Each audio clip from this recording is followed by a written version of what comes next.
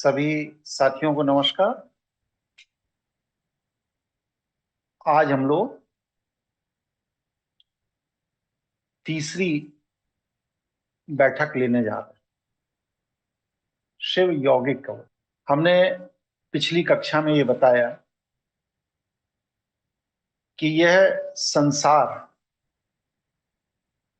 भगवान शिव का प्रेरणा स्थल है। यहाँ पर प्रशिक्षित होकर, व्यक्ति प्रेरित होकर ही यहां से मुक्त हो सकता है। जब तक वह यहाँ पर अपना प्रशिक्षण पूरा नहीं करेगा तब तक उसे प्रेरणा नहीं मिलेगी। किस बात की? मुक्त होने की। और जब वो प्रशिक्षण पूरा कर लेता है तो उसके अंदर मुक्ति का भाव पैदा होता है, और यह मुक्ति का भाव ही उसे माया क्षेत्र से मुक्त करता है, क्योंकि यह प्रशिक्षण स्थल माया द्वारा संचालित है। मन, बुद्धि, चित्त, अहंकार, संस्कार, ये सब हमारे सूक्ष्म तमस हैं। हम लोग अपनी परिचय, अपनी पहचान, अपनी मानसिक शक्ति, अपनी बौद्धिक शक्ति इसी सूक्ष्म तमस के पोषण में लगाए रखते हैं। मन के अनुसार कार्य करते हैं, बुद्धि से चिंतन करते हैं, चित्त के अंदर विकार भरे हुए हैं, अहंकार के पोषण के लिए हम किसी भी हद तक चले जाते हैं। तो ये जो मन, बुद्धि, चित्त, अहंकार है, ये सूक्ष्म तमस, और जब तक हम इसमें उलझे हैं तब तक हमें मुक्ति की लालसा नहीं होती। सत्य का साक्षात्कार भगवान शिव की कृपा से होता है। इस रहस्य को हमारे यहाँ दैत्य, दानव, असुर, राक्षस, देवता सभी ने जाना। इसीलिए सभी ने भगवान शिव का भजन किया। स्पष्ट हुआ? बोलिए भाई, आवाज नहीं आ रही क्या? जी गुरु जी, स्पष्ट हुआ। जी गुरु जी, स्पष्ट हुआ। स्पष्ट है गुरु, आवाज आ रही है। कोई एक व्यक्ति बोलता जाए तो मुझे पता लगेगा ना आवाज आ रही है। अब क्या है फिर इसके आगे कि हम अपने को बदलें कैसे? जितना भी आप देख रहे हैं, भजन, कीर्तन, माला, मंत्र, जप, तीर्थ, ग्रंथ, ये आपको बदलते नहीं, ये आपको विकृत करते हैं। क्यों? क्योंकि बदलने का ये प्रोसेस है ही नहीं जो प्रोसेस वैष्णव द्वारा हमें बताया गया। हम बदलने के इस प्रोसेस को अगर समझकर एडॉप्ट करेंगे तो हम माया के दूसरे चक्रव्यूह में फंस जाएंगे। इसीलिए वैष्णव में माया, योग माया, महामाया, 3 कैटेगरी रखी गई। माया से मुक्त हो गए आप योग माया में चले जाओगे, योग माया से मुक्त हो गए महामाया में फंस जाओगे। लेकिन शैव जीवन दर्शन ही एक ऐसा जीवन दर्शन है जिसको एडॉप्ट करके आप इन तीनों माया से बाहर निकल सकते हैं। इसके लिए क्या करना है? तपश्चर्या। तपश्चर्या का क्या तात्पर्य है? तप अस्य। अस्य माने, आज वो मास्टर साहब नहीं जुड़े हैं क्या, जो जुड़ते हैं, क्या नवीन नाम है, नीरज नाम क्या है टीचर जो है? गुरु जी, निखिल नाम है। निखिल जुड़े हैं, नहीं जुड़े हैं? जी नमस्कार गुरु जी। हाँ जी, जुड़ा हूँ।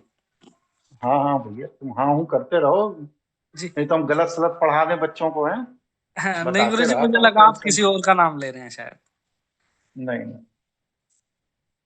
तो अस्य माने क्या होता है बताइए भाई मास्टर साहब? तप के आगे, तपस्या में तप के आगे जो अस्य है, इसका अर्थ क्या होगा? गुरु जी, ये तो मुझे जानकारी नहीं है। चलिए कोई बात। तप अस्या 2 शब्दों से मिलकर बना है, एक तप, दूसरा अस्या।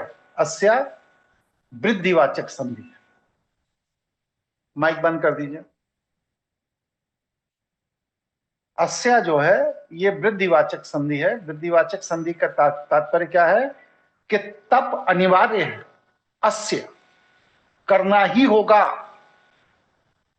अगर आप अपने जीवन को परिवर्तित करना चाहते हैं तो तप करना ही होगा। तप अस्या, तप अस्या करना ही होगा। तो तप करके आप कैसे बनोगे? दो विकल्प, एक जैसे आप बनना चाहते हैं वैसे बन जाओगे, और दूसरा तप करने के बाद आपने ईश्वर की इच्छा पर अपने को छोड़ दिया कि हे ईश्वर, मेरे पास इतनी बुद्धि नहीं है, मैं कैसा बनूं? तुम डिसाइड करो कैसा बनना है। तो क्या कहते हैं, फिर ईश्वर आपको बनाता है। तो अच्छा विकल्प क्या है कि हम ईश्वर पर समर्पित कर दें अपने को, लेकिन पहले तप करना पड़े। तप का तात्पर्य क्या है? स्वयं को जलाना पड़ेगा, शरीर को नहीं जलाना है। हमें अपने मन, बुद्धि, चित्त, संस्कार और अहंकार, जिसकी वजह से हम इस माया क्षेत्र में पहचाने जाते हैं। हम इस माया क्षेत्र में किन चीजों से पहचाने जाते हैं? मन, बुद्धि, चित्त, संस्कार और अपने अहंकार से पहचाने जाते हैं। माया क्षेत्र से मुक्त होना है तो क्या है, माया क्षेत्र में अपनी पहचान मिटानी होगी। कैसे मिटेगी? तप करके। आपको अपने मन को भी जलाना है, बुद्धि को भी जलाना है, चित्त को भी जलाना है, अपने संस्कार को भी जलाना है और अपने अहंकार को भी जलाना है। जब आप इन पांचों को जला लेते हो तब आपका शुद्धतम स्वरूप ईश्वर के निकट आता है। फिर वह जो आपका शुद्धतम स्वरूप ईश्वर के निकट आता है, वहां भी ईश्वर ने आपको दो विकल्प दिए हैं। पहला, आप कैसा बनना चाहते हो वैसा ईश्वर को बता दो, ईश्वर बना देगा। दूसरा, अगर आपको लगता है कि हमारा निर्णय गलत हो सकता है तो आप ईश्वर से आग्रह करो कि हे ईश्वर, आपको जैसा उचित लगे मेरा वो इस्तेमाल करिए। तो ईश्वर आपके सबसे अच्छे बेस्ट फॉर्म में आपका निर्माण करेगा, जिससे कि आप इस माया के क्षेत्र से मुक्त हो। हाँ भाई बताइए, कोई प्रश्न, कोई जिज्ञासा किसी के मन में पैदा हुई हो? गुरुजी, आपने तीन माया का नाम बताया, उसका डेफिनेशन और उसके आगे आप बताएंगे अभी? अभी तक जितना बताया, इसमें कोई प्रश्न है आपके पास? नहीं नहीं, अभी तक क्लियर। सब समझ में आ गया? नहीं, वो तो समझिए, जो बेसिक्स बेसिक्स हो गया क्या? बेसिक अगर तब हाँ, तब तब पे कैसे कैसा, किया जाए? तब कैसे कैसे किया किया जाए? जाएगा बताइए। मन, बुद्धि, चित्त, अहंकार और इन तीनों को संस्कार को जलाकर, तन लेकिन से चला, जलेगा कैसे? तपस्या जलेगा करने से, कैसे? परमात्मा के अरे भाई, तो सामने कैसे, प्रोसेस क्या है इसका? का प्रोसेस। परमात्मा तो बात को है, जब आप इतना कर चुकेंगे तब परमात्मा के पास जाएंगे। जी इतना गुरु जी। करने का प्रोसेस क्या है? साधना। अक्कड़ बक्कड़ मत खेलिए। क्या नाम है? संदीप, संदीप वर्मा गुरु जी। संदीप जी, अक्कड़ बक्कड़ मत खेला करिए। अगर आता है तो बोलिए, नहीं आता है तो जहां तक बता दिया है उसके अंदर, जब मैं कह रहा हूं प्रश्न करिए तो बस सिर्फ उसके अंदर प्रश्न करिए। ठीक है सर, ओके। आगे जब हम प्रक्रिया बताएंगे तब प्रक्रिया पर प्रश्न करिएगा। जो चीज बताई है उसको छोड़कर आप लोगों की वृत्ति सबकी मैं देखता हूं कि जो बता रहे हैं उसके अंदर प्रश्न नहीं करेंगे, उसके अंदर डाउट क्लियर नहीं करेंगे। जो नहीं बताया है उसके लिए परेशान घूम रहे हैं। सॉरी। अरे तो वो तो बताएंगे ही, समय आने दीजिए। लेकिन जितना बताया है उसके अंदर कोई प्रश्न है आपके पास तो पूछिए, जिससे कि आपका कंसेप्ट क्लियर हो। नहीं है, कोई बात नहीं। कोई प्रश्न है किसी का? धन्यवाद गुरुजी। नहीं स्पष्ट नहीं है गुरुजी, स्पष्ट है। स्पष्ट हो गुरुजी नमस्कार, भोलू बोल रहा हूँ। बताइए, जी बोलिए। गुरुजी, आपने जो बताया मन को जलाना, तो ये मन को मारने जैसा नहीं है क्या? मारने पर तो ये पुनर्जीवित हो जाएगा ना, चंचल है ये, जलाना है। जी मन मारना अलग चीज है, जलाना अलग चीज है। हम प्रक्रिया बताएंगे अभी। जी जी जहां तक अभी बताया है, यहां तक कोई प्रश्न, किसी को कोई चीज ना समझ में आई हो तो पूछिए। अभी प्रश्न जो सबसे बेसिक है, जो पूछना चाहिए था, आप लोगों ने नहीं पूछा, कि ये तप का इतना महत्व शैव जीवन दर्शन में है। बनता है ये प्रश्न कि नहीं बनता, बताइए। बनता है गुरुजी। जी गुरुजी। जी। किसी की बुद्धि नहीं गई ना वहां पर। क्यों नहीं गई? कारण समझिए। क्योंकि आप अपने वृत्ति के आवेग में मेरे प्रवचन को सुन रहे हैं। वृत्ति का आवेग आपका क्या है? अरे हम तो सब पहले से जानते हैं। तो ये जो वृत्ति का आवेग है, अरे हम तो सब पहले से जानते हैं। अगर सब पहले से जानते हैं तो अपना कल्याण आज तक कर क्यों नहीं लिया? जब भी, समझिए, जब भी आप यह सोचकर अध्यात्म के क्लास में आएंगे हम तो सब पहले से जानते हैं, तो क्लास के खत्म होने के बाद तक आप कुछ नहीं जान पाएंगे। क्यों? क्योंकि हमारे सबकॉन्शियस ब्रेन में, हमारे बुद्धि के अंदर ईश्वर ने एक वातावरण बना रखा है, एक ऊर्जा बना रखी है। वह वातावरण, वह ऊर्जा क्या करती है? आपको माया क्षेत्र में बनाए रखने के लिए एकाग्र नहीं होने देती। जब भी आप ये सोचते हो अरे हम तो सब पहले से जानते हैं, तो आप देखिएगा आपके एकाग्रता का स्तर एकदम अलग हो जाएगा। और जब आप ये सोचते हो कि हमें सीखना है, जानना है, समझना है, तो आपके एकाग्रता का स्तर अलग हो जाएगा। एक ही क्लासरूम में 40 बच्चे पढ़ते हैं,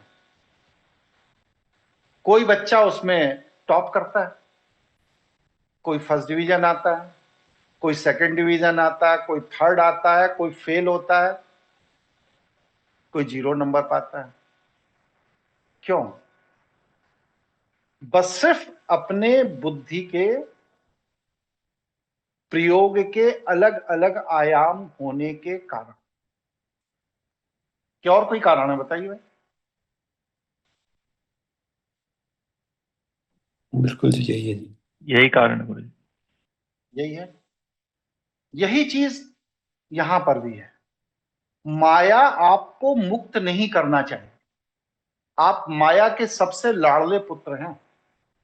जैसे मां अपने प्रिय बच्चे को अपने घर से बाहर नहीं जाने देना चाहिए,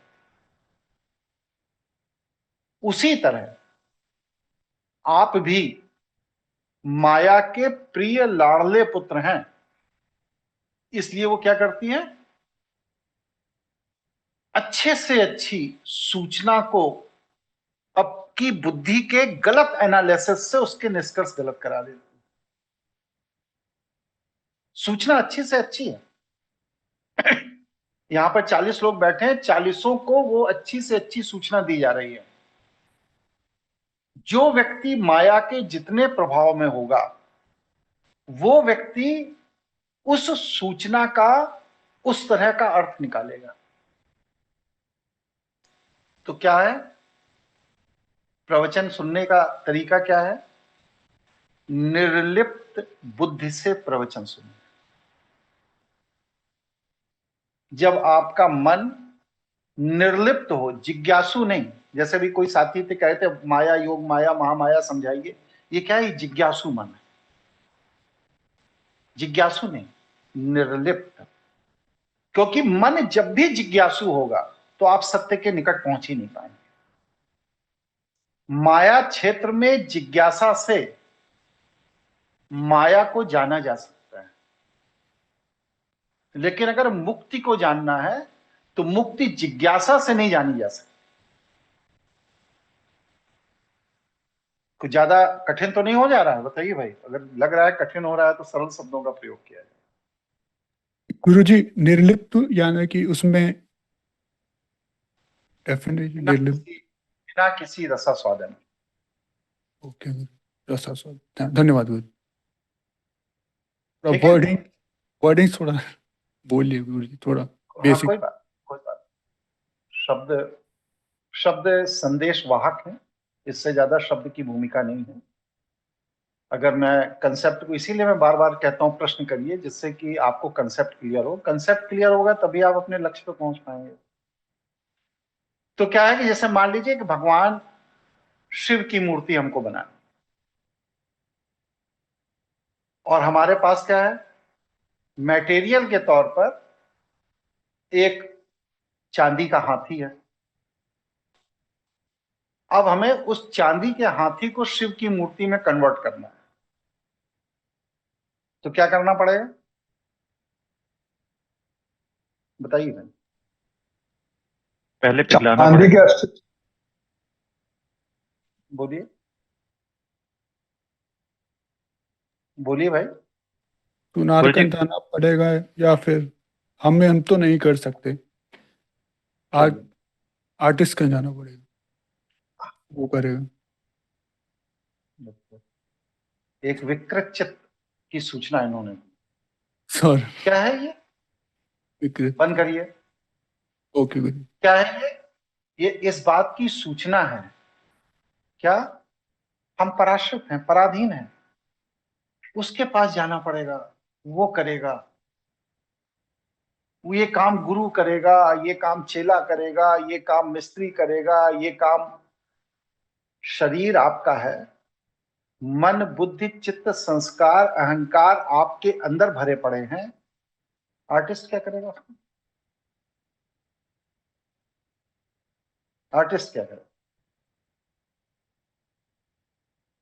सब कुछ आप ही को करना है। हाँ सुशील, अब आप बताइए क्या कैसे बनेगा मामला। गुरुजी ये है कि जो चांदी का हाथी बना हुआ है उसको पिघलाकर और सांचा बनाना पड़ेगा भगवान शिव का, उसमें उस चांदी को डालना पड़ेगा। हाँ, पिघलेगा कैसे? तप से, तपाकर। तो क्या है कि इस माया क्षेत्र में गोस्वामी तुलसीदास जी क्या कहते हैं, सकल पदार्थ है जगमाही। आगे एक लाइन और बोलते हैं, कर्महीन नर पावत नाही। इस सृष्टि में ईश्वर ने सब कुछ हमें दिया है। क्या है? हम कर्महीन हैं। कर्महीन का मतलब फिजिकल कर्म से नहीं है। कर्म कितने तरह के होते हैं, कोई बता सकता है?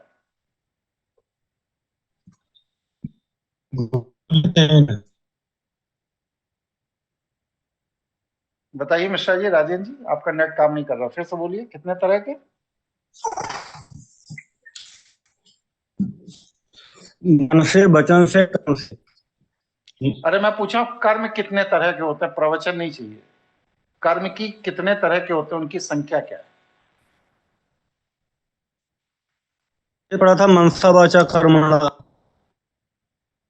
पढ़ा था बस, तो मन वचन कर्म हो गया। कर्म, अकर्म, विकर्म, दुष्कर्म, प्रकर्म, ये 9 तरह के। ठीक है, ये कर्म के भेद हैं। इन सबको कंबाइन करेंगे तो क्या हो गया? कर्म। जो कर्महीन है, मतलब इन 9 में से किसी भी तरह का कर्म नहीं करना चाहिए, वो क्या है? कभी भी हाथी को भगवान शिव की प्रतिमा नहीं बना पाए, बस सिर्फ दौड़ता रहेगा। इस गुरु के पास दौड़ेगा, इस मंदिर में दौड़ेगा, ये माला खरीद लाएगा, वो मंत्र पढ़ेगा, ये ग्रंथ पढ़ेगा, यहाँ तीर्थ में स्नान करेगा, एकादशी को चावल नहीं खाएगा, तो ये नहीं तो। लेकिन वो कभी भी हाथी को शिव नहीं बना पाए। इसी तरह क्योंकि हाथी को शिव बनाने के लिए बस सिर्फ एक काम करना है, बस सिर्फ एक, क्या है?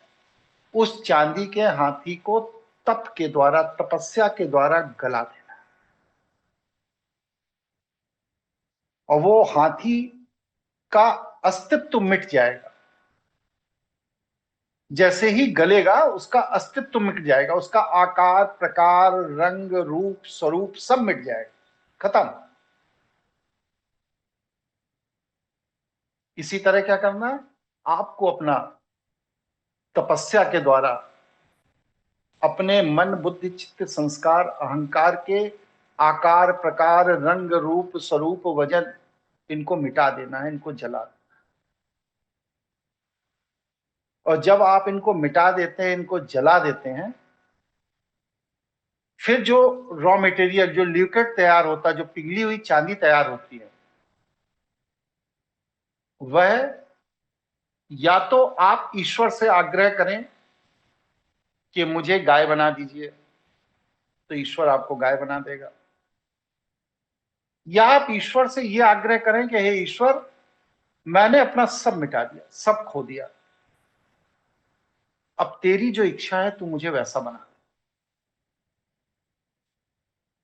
ये सबसे अच्छा तरीका है। क्यों? क्योंकि भूत, भविष्य, वर्तमान में ईश्वर की दृष्टि से व्यापक दृष्टि कोई नहीं। इसी को कहा गया है संपूर्ण समर्पण, कि हे ईश्वर, तू मुझे जैसा बनाना चाहे वैसा बना दे। लेकिन उस संपूर्ण समर्पण के पहले आपको क्या करना है? उसके पहले तपस्या करके, तप करके स्वयं को पिघलाना है, अपने मन, बुद्धि, चित्त, संस्कार, अहंकार, रूप, रंग, स्वरूप, स्वभाव सब बदल देना, सब नष्ट कर देना, बदलना नहीं, नष्ट कर देना।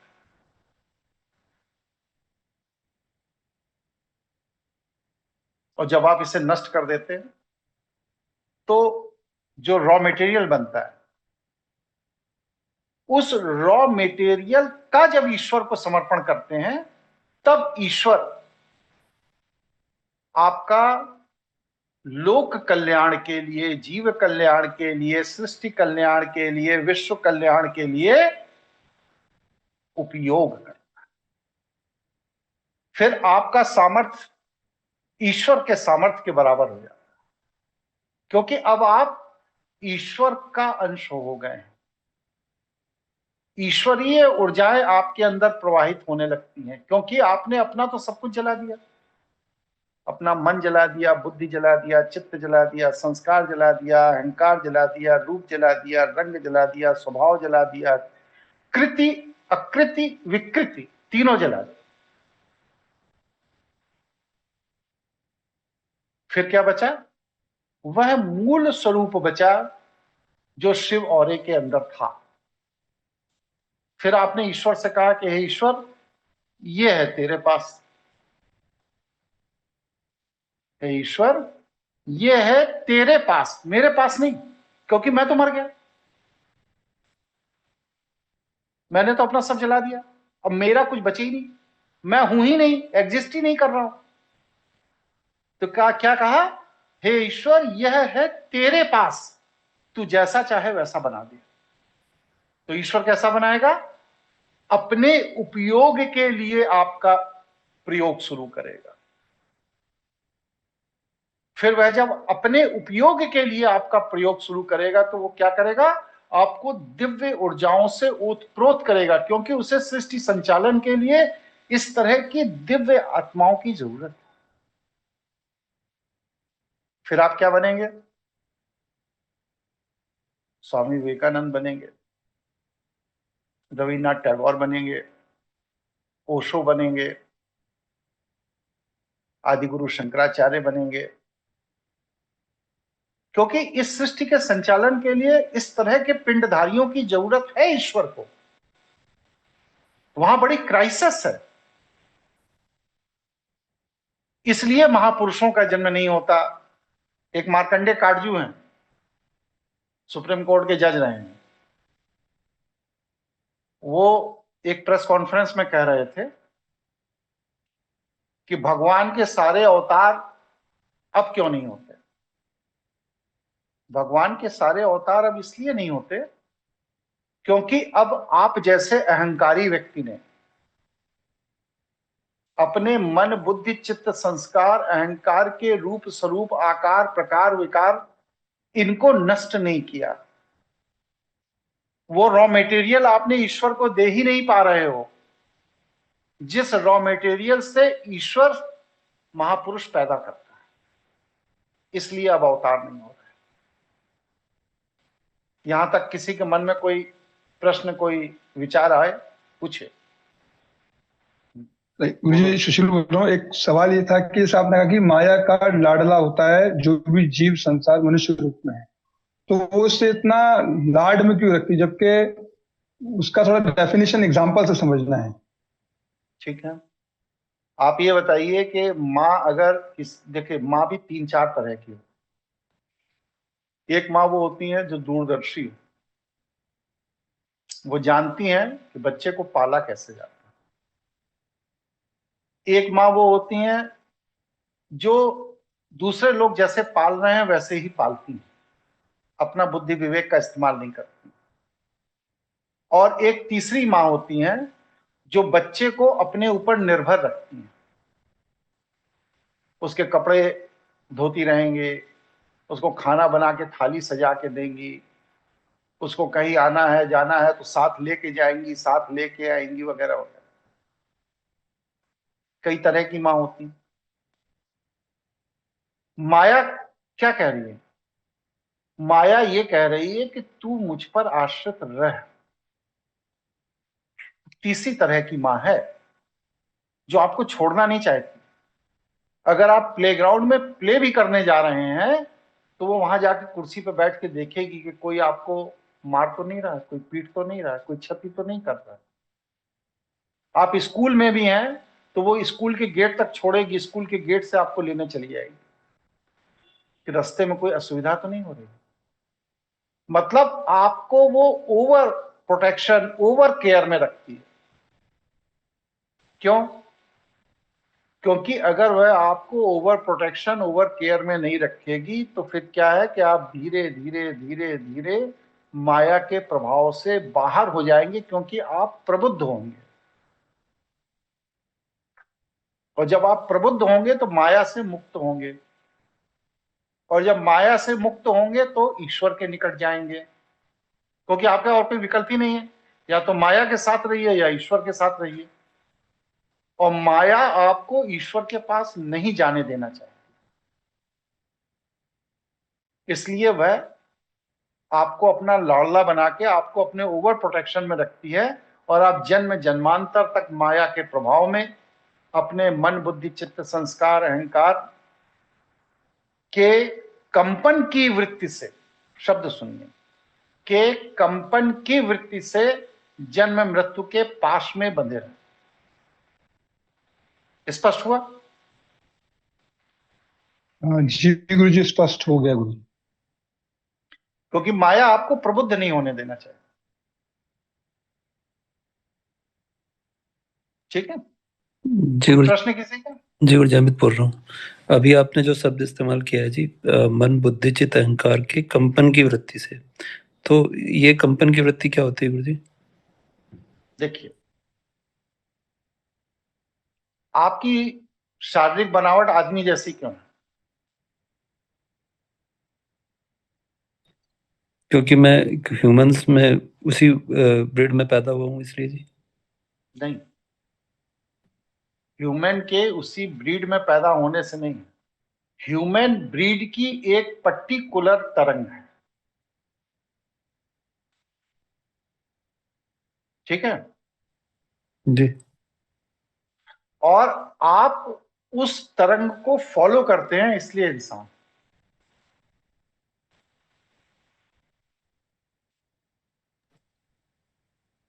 मैं समझ नहीं पाया जी। नहीं समझ पाए, अभी समझा देते हैं। आप ये बताइए कि आपने शास्त्रों में पढ़ा होगा, अनुभव पता नहीं किया नहीं किया, कि मायावी जो होते थे वो अपना रूप रंग आकार प्रकार सब बदल लेते थे। जैसे मारीच था तो इंसान, बिल्कुल जी। रावण का मामा था, तो रावण का मामा था तो रावण की माँ अगर मनुष्य थी, राक्षसनी थी, तो मारीच भी राक्षस ही रहा होगा। जी गुरु जी। लेकिन हिरण कैसे बन गया, वो भी सोने का? ठीक है जी, समझ आ गया जी। क्योंकि उसने अपने राक्षसीय तरंगों को हिरण के तरंग जैसा परिवर्तित कर दिया।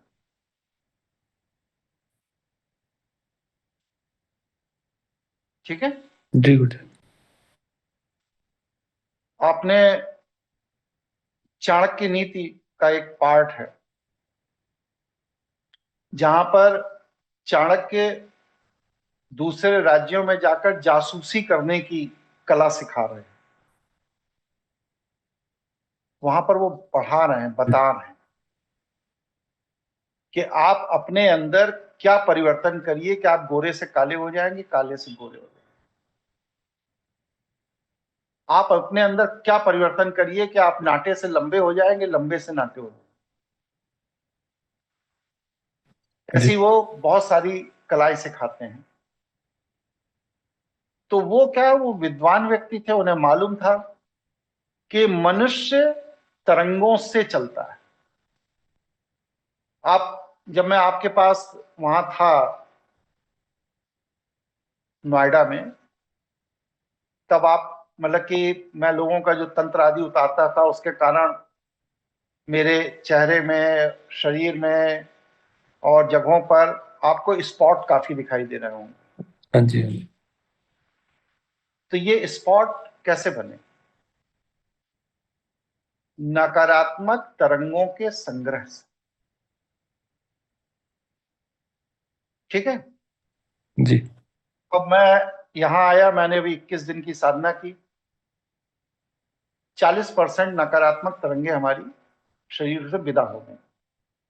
अब जब मैं आपको मिलूंगा तो आप देखेंगे मेरा कॉम्प्लेक्शन भी फेयर हो गया है, वो स्पॉट्स, वो डाउट्स भी खत्म हो रहे हैं। अभी फिर 21 दिन की एक साधना करेंगे, 80-90% खत्म हो जाएगा। जी। फिर 21 दिन की साधना करेंगे, आयु रिवर्स होनी शुरू हो जाएगी। तो कायाकल्प है क्या? कायाकल्प लोग कहते हैं आयुर्वेदिक प्रोसेस है, नहीं, गलत। आयुर्वेद कायाकल्प में सहायक है।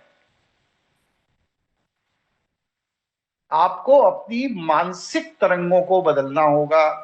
आप बताइए, जो किसी योग्य गुरु के सानिध्य में साधना करते हैं, उनके शरीर में, उनके चेहरे में तेज क्यों पैदा होने लगता है?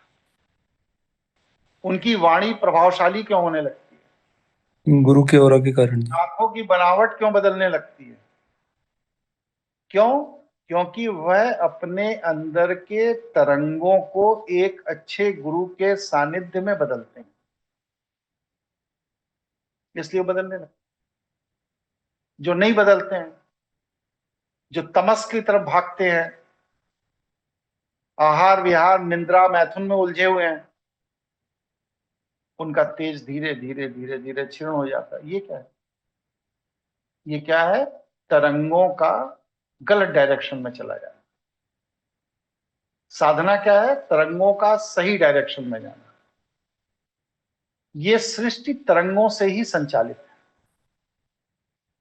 आप देखिए, वनस्पति लाखों तरह की है, सब में वही जीव है, वही चीज है। कुछ वनस्पति, कुछ पेड़, कुछ पौधे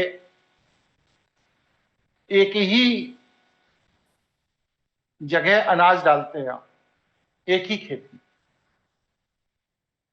कहीं पर कोई अनाज का पौधा इतना बड़ा हो जाता है, बढ़िया फसल लहलहा रही होती है, उसके ऊपर 60-70 दाने निकल आते हैं एक दाने से। और उसी खेत में कुछ पौधे ऐसे होते हैं जिनमें 8-10 दाने निकले होते हैं। कुछ ऐसे होते हैं जो बस थोड़ा सा विकसित होते हैं, लेकिन कभी भी पूरी पक्की फसल नहीं बन पाती। भूमि भी वही है, दाना भी वही है, पानी भी वही है, परिवेश भी वही है, धूप भी वही है, हवा भी वही है, सब वही है। लेकिन कुछ परिपक्व होकर के अपना विस्तार कर लेते हैं, अपने जैसे 60 और पैदा कर देते हैं। कुछ 10-20 पैदा कर पाते हैं और कुछ भी नहीं कर पाते हैं। तो ये क्यों? ये बस सिर्फ तरंग का। ठीक है, जी गुरुजी। स्पष्ट होगा? किसी के मन में और कोई शंका हो तो पूछिए। ज्यादा गूढ़ तो नहीं हो रहा है? गूढ़ हो रहा हो तो मैं इसको पे ऊपर ऊपर हल्का हल्का बोलूं, या जो स्तर पे बोल रहा हूं सही बोल रहा हूं? नहीं जी, गुड़ नहीं है। चलिए है, लेकिन क्वेश्चन आ जाएंगे जिसे समझ नहीं आएगा तो। चलिए, कोई बात। तो क्या है कि हम सब विचार, संस्कार, वृत्ति के कंपन से अपने इस पिंड को परिलक्षित करते हैं, प्रकट करते हैं। किससे? विचार, संस्कार और वृत्ति से। मतलब हमें क्या करना है कि ये जो पिंड है हमारा, ये हमारे विचार, संस्कार, वृत्ति से उत्पन्न कंपन का ठोस स्वरूप है। अगर हम अपने विचार, संस्कार, वृत्ति के कंपन में परिवर्तन करना शुरू कर दें तो ये हमारा ठोस स्वरूप भी कंपन के बदलने से बदलना शुरू हो जाएगा।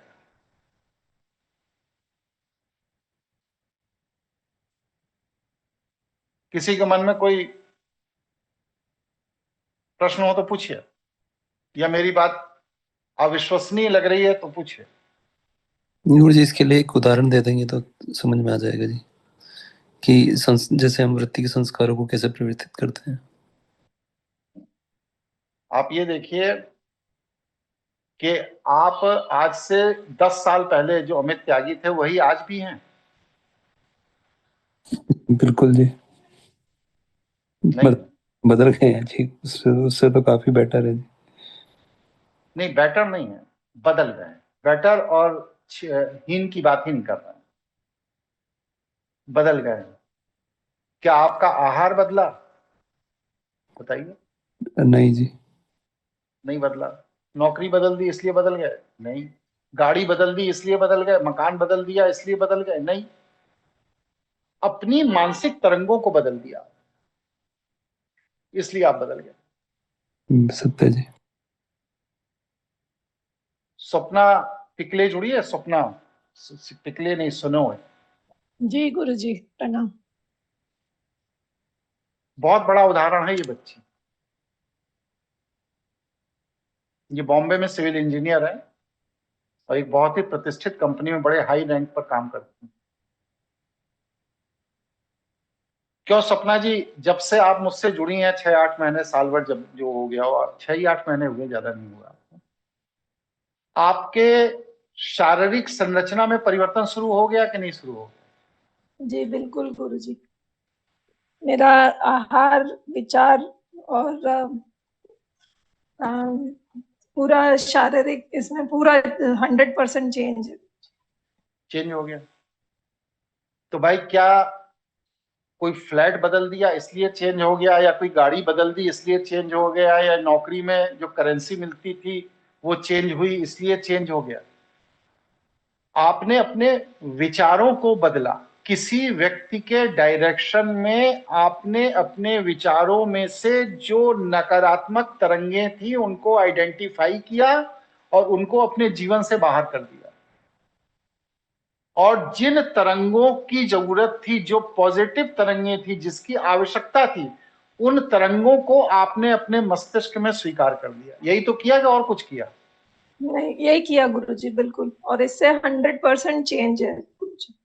चेंज हो गया, लाइफ में बहुत ज्यादा स्ट्रेस फ्री लाइफ, परिवर्तन हो गया।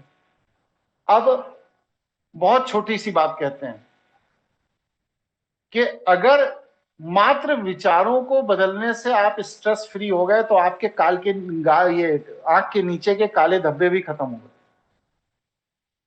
आपके स्किन में जो डार्कनेस है वो खत्म हो गई, जी गुरुजी। आपके माथा जो सुकड़ा रहता था वो खत्म हो गया, रिंकल्स चेहरे के हट गए। ये सब विचारों की तरंगों को बदलने का ही तो परिणाम है कि और कोई चीज है? बताइए भाई अमित जी। हाँ गुरुजी बिल्कुल। तो अब आप इस बात से एग्री कर रहे हैं ना कि विचारों के तरंगों के बदलने से यह पिंड बदल जाता हाँ जी गुरुजी। है। स्पष्ट हुआ? आगे बढ़े। जी गुरुजी। जी गुरुजी। ठीक। अब क्या है कि जो हमारा परिवेश है, जो हमारा चिंतन है, जो हमारा अहंकार है, ये सब चीजें हमारे विचारों के तरंगों का या तो पोषण करते हैं या उसकी क्षति करते हैं।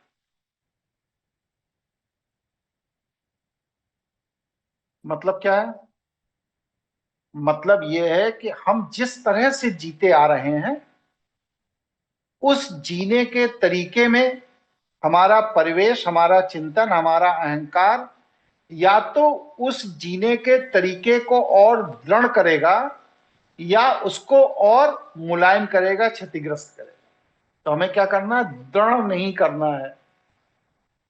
दृढ़ करेंगे तो क्या हम कठोर हो जाएंगे, फ्लेक्सिबल नहीं रहेंगे। हमको क्या है? इसको निर्मल करना है। कैसा निर्मल करना है? कि यह ईश्वर के उपयोग का विषय बन सके। क्या पत्थरों से कभी कुम्हार घड़ा बना सकता है? बताइए भाई, बन सकता है? नहीं बन सकता। घड़ा बनाने के लिए मिट्टी की ही जरूरत पड़ती। अगर आप कठोर हैं तो ईश्वर आपको उपयोगी नहीं बना सकता। आपके ऊपर जब भी चलेगी तो छेनी हथौड़ी ही चलेगी, जब भी चलेगी छेनी हथौड़ी ही चलेगी। लेकिन अगर आप कठोर नहीं हैं, ईश्वर के लिए उपयोगी हैं, तो छेनी हथौड़ी नहीं चलती, फिर कलाकार का हाथ चलता है। और वह कलाकार का हाथ मिट्टी को भगवान बना देता। बताइए, गलत बात कह रहा हूं तो आप बताओ। नहीं जी बिल्कुल सही बात है। अभी आपने जीवन में संघर्ष क्यों है ये भी बता दिया साथ साथ में। तो हमें, यदि हम बदलना चाहते हैं तो हमें क्या करना है? सबसे पहले, बहुत ध्यान से सुनिए सभी साथी, कि यदि हमें बदलना है, अपने जीवन के संघर्ष को कम करना है, तो हमें सबसे पहले अपने अंदर परिवेश, चित्त, अहंकार के प्रभाव को जलाकर नष्ट करना होगा। सारी हेकड़ी छोड़नी पड़ेगी। सोचिए, मैं अपना जीवन का उदाहरण दे रहा हूं कि अगर मैं अपने जीवन का उदाहरण दे रहा हूं कि भाई एक बहुत बड़े संपन्न परिवार में पैदा हुआ। पिताजी सरकारी वकील थे, बाद को हाईकोर्ट जज हो गए, प्रशासनिक जज हो गए। कोई छोटे मोटे परिवार में तो पैदा नहीं हुआ। फिर इसके बाद बहुत ही कम उम्र में सफलता मिली, सुप्रीम कोर्ट का सरकारी वकील हो गया। फिर मैंने अपने में परिवर्तन किया, वकालत की जगह फिर मैं प्रशासनिक सेवा में आया, गौरक्षा का कार्य किया। शासन प्रशासन से शक्तियां दी गई, उनका मैंने प्रयोग किया, इस्तेमाल किया। और फिर इसके बाद एक चरम पर पहुंच करके सब स्वेच्छा से छोड़ दिया। 15 साल पहले मुझे लगा कि मुझे जिस कार्य के लिए जन्म लिया है वो कार्य करना चाहिए। वो कार्य क्या है? लोगों का जीवन बदलना चाहिए, लोगों को गाइडेंस करना चाहिए, लोगों, इस भटकते हुए लोगों को मैं वो दिशा बताऊं जहां पर उनका कल्याण हो जाए। अब मैं उस कार्य को कर रहा हूं।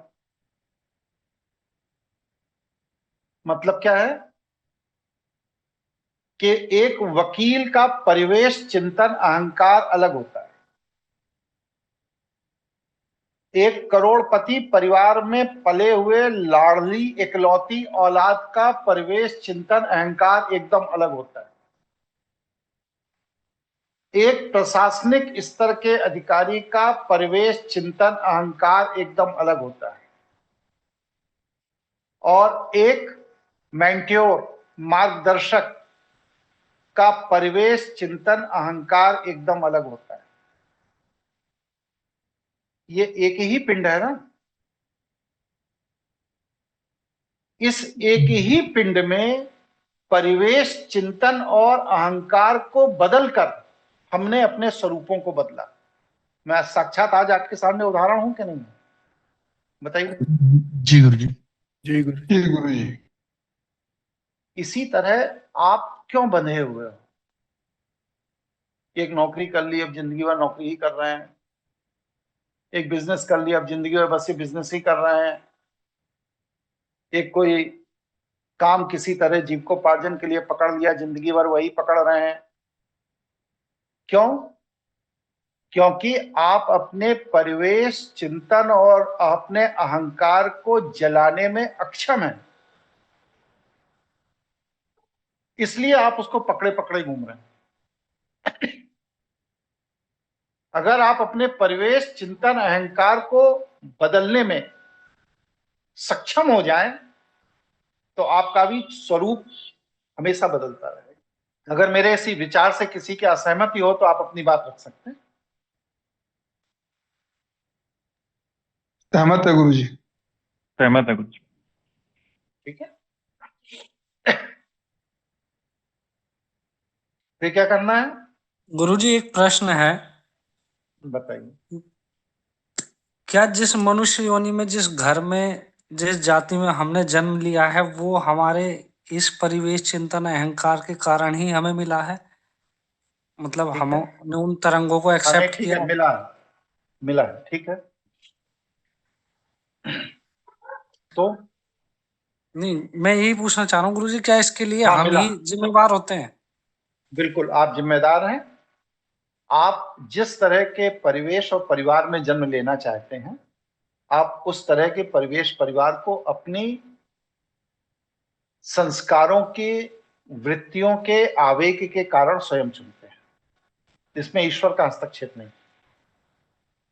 ठीक। अब आगे बढ़ते हैं हम लोग कि जब हम अपने निजी विचार, संस्कार, वृत्ति को जलाकर उससे मुक्त हो जाते हैं, तो क्या हो जाता है? हम रॉ मटेरियल हो जाते हैं। तब ईश्वर या तो मेरी इच्छा पर मुझे कुछ बना देता है, या हम ईश्वर से कहते हैं कि मेरे अंदर इतनी समझ नहीं है, तू मुझे अपने जैसा बना दे। तो वो अपनी इच्छा पर आपको अपने जैसा बना दे।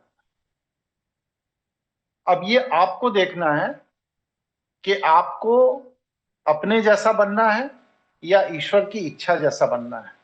जैसे कि उदाहरण देता हूं, नाले के अंदर गंदा पानी है, बताइए भाई, है कि नहीं है? जी गुरु जी। है। ये नाले नदियों में मिलते हैं। तो जब नाला नदी में मिलता है तो वह नाले का गंदा पानी नदी का पानी कहलाने लगता है। और वही नदी जब जाकर के समुद्र में मिलती है तो वह नदी का पानी नहीं कहलाता, फिर वो समुद्र कहलाने लगता है। तो नाले का जो गंदा पानी है उसे क्या मिला? अपना विस्तार किया उसने। नाला इतना छोटा सा है, नदी इतनी बड़ी सी है, वो बड़े में समाहित हुआ। तो क्या हो गया? उसका रंग, रूप, स्वरूप, नाम, परिचय सब बदल गया। अब वह नदी कहलाने लगा। और नदी अपने से बहुत बड़े में जाके मिला तो क्या हुआ? उसका भी रंग, रूप, स्वभाव, आकार, प्रकार सब बदल गया। अब वो समुद्र कहलाने लगा। इसका मतलब क्या है? कि नाला तभी तक नाला है जब तक उसको अपने नाला होने का अहंकार है, वो अपने अंदर परिवर्तन नहीं करना चाहे। नदी तभी तक नदी है जब तक उसको अपने नदी होने का अहंकार है, वो अपना विस्तार नहीं करना चाहती, अपना परिवर्तन नहीं करना चाहती। लेकिन जैसे ही आप अपने से विस्तारित ऊर्जा से संपर्क में आते हैं और अपनी ऊर्जा को विस्तारित ऊर्जा के साथ जोड़ देते हैं, जैसे नाला अपने को नदी के साथ जोड़ देता है, फिर उस नाले की पहचान वह नदी हो जाती है। उसी तरह आप अपनी ऊर्जा को जब अपने से विस्तारित ऊर्जा के साथ जोड़ देते हैं, तब क्या हो जाता है? आपका परिचय बदल जाता है, आपके जीने की शैली बदल जाती है, आपका आकार, प्रकार, तरंग सब बदल जाती है। विकास का यही क्रम है। इसलिए हमें अपने मन, बुद्धि, चित्त, संस्कार, अपने अहंकार के चंगुल में अपने को फंसा के नहीं रखना है। फिर सुनिए, हमें अपने मन, बुद्धि, चित्त, संस्कार, अहंकार के चंगुल में अपने को फंसा कर नहीं रखना है, नहीं तो आप जो आज हैं वही 10 साल बाद भी रह जाएंगे। हमें क्या करना है? विस्तारित ऊर्जा के साथ समाहित हो जाना, जैसे नदी समुद्र के साथ समाहित हो जाती, अपना सर्वस्व नदी को समर्पित कर देती। नदी अपना सर्वस्व समुद्र को समर्पित कर देता है और वह समुद्र का अंश हो जाए। इसी तरह आप ईश्वर की विशुद्ध ऊर्जा के साथ अपने मन, बुद्धि, चित्त, संस्कार की तरंगों को त्याग कर अपना समग्र ईश्वरीय ऊर्जा के साथ समाहित कर दीजिए, जोड़ दीजिए, तो आपका भी विस्तार हो जाएगा, आप भी मुक्त हो जाएंगे। वरना आप छोटी छोटी मर्यादाओं में संघर्ष करते रहेंगे, हाथ कुछ नहीं आएगा। जीवन बहुत छोटा है। स्पष्ट हुआ? स्पष्ट है गुरु जी। स्पष्ट है गुरुजी। ठीक है। तो इस तरह क्या सिद्ध हुआ कि अगर हमें ईश्वर का अंश बनना है तो हमें अपने अस्तित्व की मर्यादाओं को त्यागना पड़ेगा। जो आप पहले थे वह छोड़ना पड़ेगा, विस्तारित ऊर्जा के साथ समाहित होना पड़ेगा, तो आपका स्वरूप बदल जाएगा, आपका परिचय बदल जाएगा। और जब आपका स्वरूप और परिचय बदलेगा तो क्या होगा? आप ईश्वरीय ऊर्जा के अनुकूल तरंगों को प्राप्त करने लगेंगे। और जब आप ईश्वरीय ऊर्जा के अनुकूल तरंगों को प्राप्त करेंगे तो क्या होगा? आप ईश्वर का अंश हो जाएंगे। जैसे नदी समुद्र का अंश हो जाती है तो फिर उसे कोई नदी नहीं कहता, नदी के उस जल को समुद्र का जल कहा जाने लगता। और यही एकमात्र मुक्ति का प्रथम द्वार है, अंतिम नहीं है। नदी का समुद्र में समाहित हो जाना ये मुक्ति का प्रोसेस की शुरुआत है। ये नहीं कि वो नदी समुद्र में समाहित हो गई, नदी मुक्त हो गई, ना, नहीं मुक्त हुई। उसने अपना संपूर्ण समर्पण अपने मन, बुद्धि, चित्त, संस्कार के साथ समुद्र के अंदर कर दिया। अब क्या होगा कि समुद्र का उसके साथ रिएक्शन शुरू होगा, और वो रिएक्शन होते होते होते होते सबसे पहले क्या होगा? उस जल का शोधन होगा, और जल शोधित हो जाएगा, तब वह समुद्र का अंश बनेगा। अगर जल के शोधन का प्रोसेस पूरा नहीं हुआ है तो वह मात्र समाहित हो जाने से समुद्र का जल नहीं बनेगा। उसको अपना संपूर्ण समर्पण उस हद तक करना पड़ेगा जहां पर नदी का वृत्तिगत, सुनिए, जहां पर नदी का वृत्तिगत दोष खत्म हो जाए, इस स्तर गुरु तक। गुरुजी व्यक्तिगत मीन्स लास्ट पॉइंट। ठीक है, छोड़िए अभी। जी जब हम बोला करें, प्रश्न पूछिए तब पूछा करिए, गुस्सा मत करिए जबरदस्ती। तो वृत्तिगत दोष खत्म हो जाए। आज लोगों का कल्याण क्यों नहीं हो पा रहा? बस एक कारण है, दूसरा कोई कारण है ही नहीं। आदमी गुरु के सानिध्य में आ जा रहा है, आदमी ईश्वर के सानिध्य में आ जा रहा है, आदमी विद्वानों के सानिध्य में आ जा रहा है, लेकिन अपनी वृत्ति नहीं छोड़ना चाहिए। अपना जो कुलुषित स्वभाव है वो नहीं छोड़ना चाहता। नदी समुद्र के सानिध्य में चली जाए, लेकिन नदी ये कहे कि मेरे जो पानी के मिठास का गुण है वो मैं नहीं छोड़ूंगी, तो क्या वह नदी कभी भी समुद्र का अंश हो पाएगी? बताइए भाई। नहीं हो पाएगी गुरुजी। नहीं हो पाएगी। इसी तरह अगर आप अपने विकृत वृत्ति के साथ किसी भी योग्य से योग्य गुरु के पास, मेंटोर के पास या ईश्वर के पास जाइए, लेकिन वहां पर बदलने की शर्त क्या है कि हम अपनी वृत्ति नहीं छोड़ेंगे, हम अपनी तरंगों को नहीं छोड़ेंगे, तो वह गुरु के पास जाना निरर्थक है, व्यर्थ है। किसी गुरु के पीछे ऊर्जा मत लगाओ, पहले अपने को तैयार करो उस तरंग के अनुरूप बनने के लिए, और उसके लिए सबसे पहले आपको अपनी तरंग छोड़नी पड़ेगी। जब आप अपनी तरंगों को छोड़ने को तैयार होंगे तो उसकी तरंग आप स्वीकार कर पाएंगे। इसी को शैव जीवन दर्शन में कहा कि जो सर्वस्व को छोड़ सकता है वही अनंत को पा सकता है, जो अपना सर्वस्व नहीं छोड़ सकता वो कभी भी अनंत को नहीं पा सकता। स्पष्ट हुआ भाई? किसी के मन में कोई प्रश्न, कोई जिज्ञासा हो तो पूछिए। नहीं है? जी गुरुजी, एक प्रश्न है गुरुजी। बताइए। अपनी वृत्तियों को गुरुजी ने कैसे छोड़ना है, थोड़ा सा इसके बारे में बता दीजिए। क्लास अटेंड करते रहिए, पता लग जाएगा। ये सब इतने जी। बेसिक प्रश्न हैं।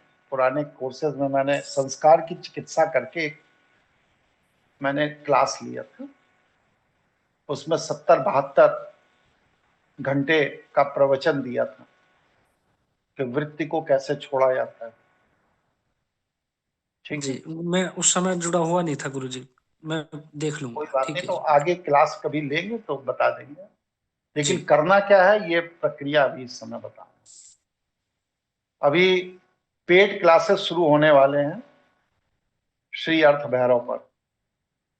जी जो साथी उसमें प्रवेश लेना चाहते हो वो अपना नाम अमित त्यागी जी को नोट करा दें, जिससे कि लिस्ट कंप्लीट हो, बैच कंप्लीट बन जाए तो क्लासेस शुरू किए जाए, क्योंकि ये तो अभी निःशुल्क क्लास है। फिर वो अर्थ भैरव, भैरव का तात्पर्य एक बड़ी भारी गलत अवधारणा है कि कोई भूत प्रेत पिशाच जिन्न की तरह कोई बड़ी नकारात्मक ऊर्जा है। नहीं, भैरव का तात्पर्य यह है कि आपको जो ऊर्जा अज्ञात भय से मुक्त कर दे वो भैरव। भय से मुक्त कर देने वाली ऊर्जा ही भैरव है।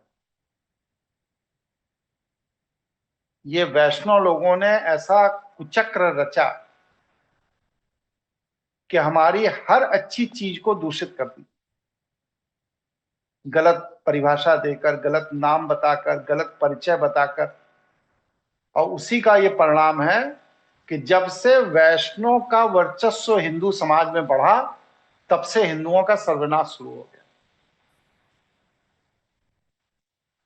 और आज 24 खंड इस आर्यवर्त के हो गए। क्योंकि हिंदुओं ने वैष्णव जीवन शैली अडॉप्ट कर ली, वैष्णव चिंतन शैली अडॉप्ट कर ली।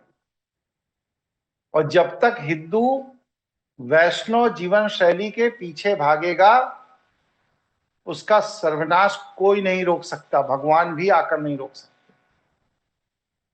क्योंकि वैष्णव जीवन शैली मनुष्य के सर्वनाश का कारक है। इसलिए सर्वज्ञ को स्वीकार कीजिए, समस्त को स्वीकार करिए, भगवान शिव के दिखाए हुए मार्ग पर चलिए। और जब आप भगवान शिव के दिखाए हुए मार्ग पर चलते हैं तो कोई आपका शत्रु नहीं है। और जब कोई आपका शत्रु नहीं है तो आपके जीवन का संघर्ष स्वतः समाप्त हो जाता है। स्पष्ट हो गया? 1 घंटे हो चुके हैं। आप लोगों की इच्छा हो तो दूसरा सत्र शुरू करूं, नहीं इच्छा हो तो फिर आगे देखा जाएगा। बताइए गुरुजी, अगला सत्र करें बात। आज के लिए ठीक है, आज के लिए इतना बस। ठीक है, सुन लिया। दूसरे साथी बोलिए, 2-3 लोग सहमति दीजिए तो आगे बढ़ा जाए। जी गुरुजी, आगे बढ़ा जाए। आगे बढ़ा जाए गुरुजी। आगे बढ़ा जाए गुरुजी। आगे बढ़ा जाए।